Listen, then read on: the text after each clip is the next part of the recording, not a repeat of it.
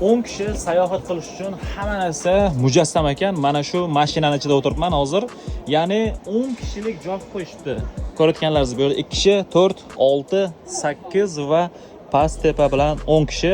Hojatxona, hammomi bor. Ko'rayotganlaringizdek, bu yerda hojatxona, bu yoqda suv ketish uchun shunaqa hammom sifatini ham qo'yishdi. Narxini ham aytib o'taman, $51,000. Va o'chirib qo'ydim uka.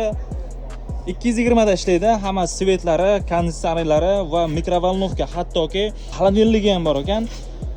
Oshxonani ham joyga qo'yishdi. Xohlasanglar, kolonka, hamma variantlarni qo'yishdi. Bu yerda to'liq avtomatlashtirilgan svetni o'chirish, yoqish, tungi rejim hammasini bitta mashinaga tiqib qo'yishdi. Xitoylar yorib yuboryapti bori.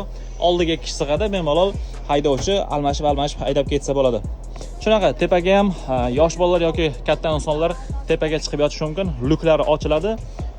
Nimaga kerak bo'lsa hammasini qo'yishdi. $51,000 ga arziydimi yo'qmi kommentariyada yozib ketasizlar.